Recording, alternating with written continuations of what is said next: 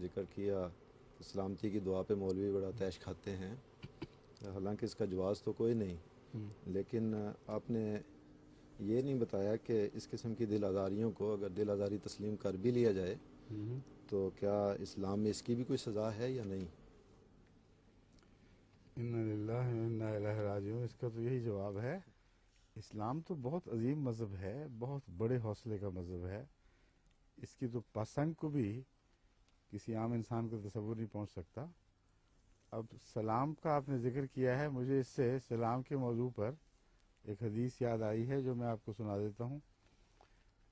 اس حدیث کے بیان نہیں، اس کے الفاظ تو یاد نہیں، لیکن مضمون بالکل پختگی کے ساتھ میں کہہ سکتا ہوں کہ یہی ہے کہ حضرت عائشہ صدیقہ رضی اللہ تعالیٰ عنہ کی روایت ہے کہ ایک دفعہ یہودیوں کا ایک وفد، راحت کا لفظ استعمال ہوا ہے، قبیلہ یا وفد، وہ حضور کی خدمت میں بظاہر ادب کے ساتھ ملنے کے لیے حاضر ہوا، لیکن ان کے لیڈر نے جو آپ کو مخاطب کیا وہ یہ الفاظ تھے، نعوذ باللہ من ذالک، السلام علیکہ۔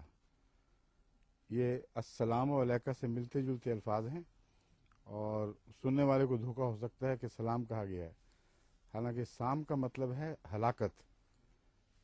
تو اس پر حضرت عائشہ رضی اللہ تعالی عنہا کو بہت غصہ آیا۔ آپ نے جواباً بلند آواز سے کہا کہ تم پر سام اور لعنت۔ اس پر حضرت اقدس محمد مصطفیٰ صلی اللہ علیہ وآلہ وسلم نے فرمایا، رفق رفق، نرمی سے کام لو، نرمی سے کام لو۔ اس طرح جو قوموں کے لوگ آتے ہیں ان کے ساتھ اس طرح سلوک نہیں کیا گیا کرتے۔ حضرت عائشہ صدیقہ رضی اللہ تعالیٰ عنہ نے تعجب سے پوچھا کہ یا رسول اللہ، آپ نے سنا نہیں انہوں نے کیا کہا تھا؟ ہمیں فرمایا ہاں میں نے سنا تھا، لیکن میں نے یہ کہا تھا علیکم السلام یا علیک السلام، یہ لفظ مجھے یاد نہیں، علیکم یا مراد یہ ہے کہ تجھ پر یا تم پر سام ہو۔ میں نے جواب دے دیا، اتنا ہی کافی ہے۔ اب سوال یہ پیدا ہوتا ہے، یہ اس میں فرق ہے، ایک روایت میں ہے کسی حدیث میں وعلیکم السلام کہا تھا، مگر میں اس کو تسلیم نہیں کرتا، کیونکہ یہ ناممکن ہے کہ حضرت صلی اللہ علیہ وآلہ وسلم نے اس کے جواب میں کہ تم پر ہلاکت ہو کہا اور تم پر، اور کا تو مطلب ہے کہ اپنے اوپر نعوذ باللہ من ذالک قبول کر لی۔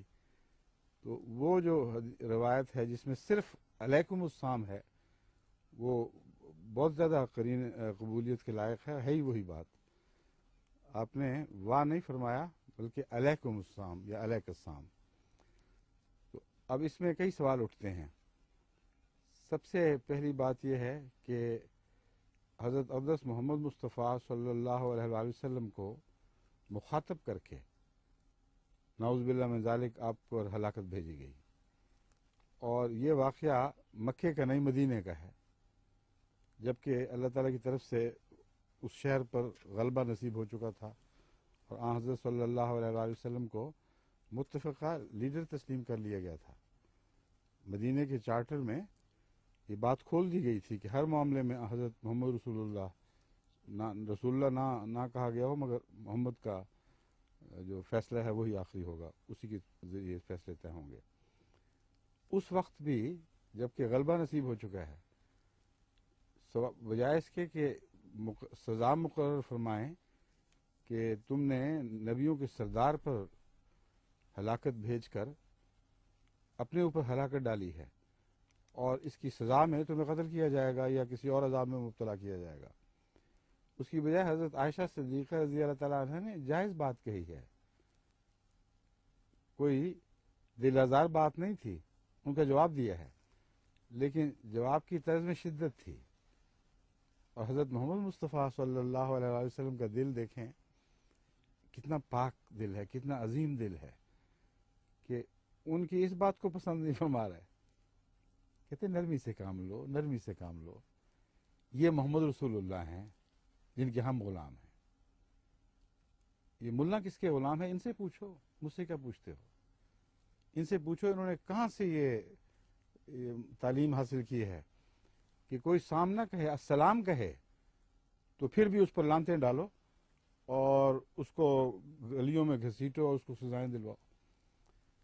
آپ کے اس بات کہنے پر مجھے واقعہ یاد آ گیا جو بین ہی اسی طرح ہمارے وہاں کی عدالتی پولیس کی کارروائی میں درج شدہ ہے، اور وہ غالباً ہزارے کسی شہر کا واقعہ ہے۔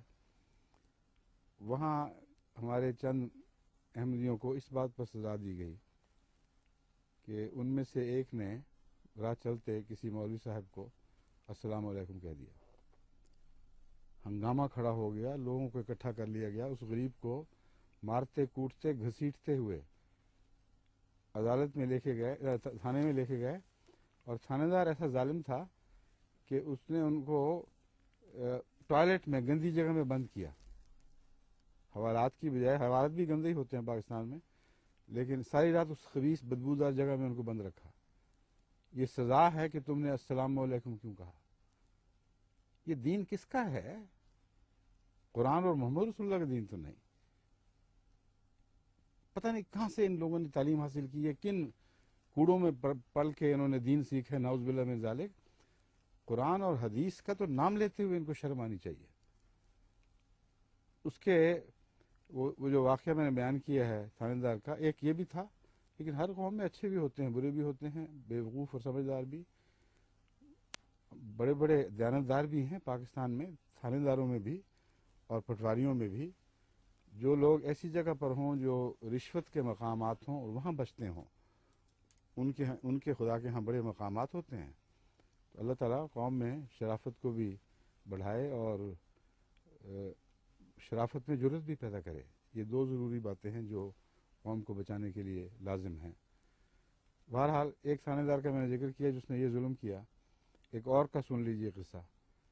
یہ اسلام آباد کی بات ہے۔ وہاں ہمارے ایک بیچارے احمدی کو اس بات پر پکڑ دھکڑ کے تھانے لے گئے کہ اس نے السلام علیکم کہا تھا مولوی صاحب کو۔ بڑے طیش میں تھے مولوی صاحب، ایسی سخت میری دل آزاری ہوئی ہے۔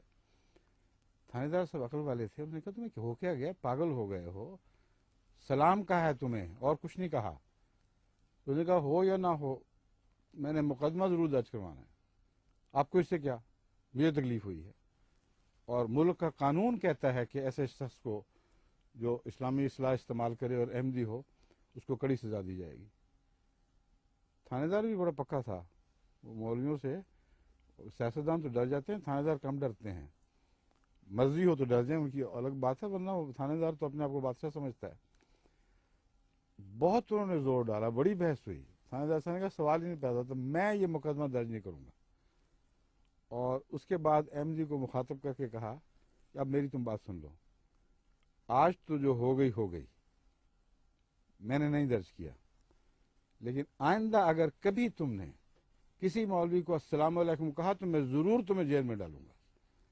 لعنت کیوں نہیں ڈالتے؟ پاکستان کے خلاف کے قانون کے خلاف نہیں ہے، گلی گلی میں لوگ لعنتیں ڈالتے ہیں، تمہیں اور کیا چاہیے؟ لعنت پھینکا کرو، پھر میرے پاس آئیں، میں ہرگز مقدمہ درج نہیں کروں گا کیونکہ ملک میں یہ ہو رہا ہے، لیکن السلام علیکم نہیں کہنا۔ یہ ان کے ایک احتجاج کا طریق تھا، کوئی احمدی ہرگز کسی پہ لعنت نہیں ڈالتا۔ ایک اور بھی اس حدیث نبوی سے جو میں نے پڑھی تھی، ایک اور مسئلہ بھی سمجھ آ گئی کہ السلام علیکم کہنا مسلمانوں کا شعار صرف مسلمانوں کا شعار ہے ہی نہیں،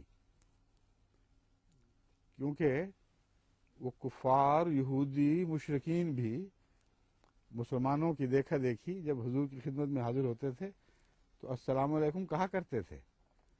اگر یہ رواج نہ ہوتا تو ایسی روایتیں کہاں سے ہمیں ملتی؟ اس پر حضرت صلی اللہ علیہ وآلہ وسلم نے ناراضگی کا اظہار تو درکنار، جب سام بھی کہا گیا اس وقت بھی بخشش کی تعلیم دی، رفق اور رحمت کی تعلیم فرمائی۔ تو اس لیے یہ جو مسئلہ نیا کھڑا کر لیا گیا ہے کہ یہ ہمارا پیٹنٹ ہے، السلام علیکم بھی پیٹنٹ بنایا ہوا، انا للہ و انا الیہ راجعون۔ ہر اچھی چیز غیروں سے گویا کہ چھین لی گئی ہے اور خود استعمال نہیں کرتے، پھر تم ہی احمدیوں کو السلام علیکم کہہ دیا کرو۔ جب غیر اپنے غیر مذاہب والوں کو کہہ دیتے ہیں تو تمہیں کیا تکلیف ہے؟ اسلام کا اچھا نمونہ دکھاؤ۔ مگر اصل بات یہ ہے کہ یہ جو نمونے تم نے پکڑے ہیں یہ اسلام کے ہیں ہی نہیں، ان کا اسلام سے کوئی تعلق نہیں ہے، صرف ایک ضد اور دشمنی ہے، غصہ ہے۔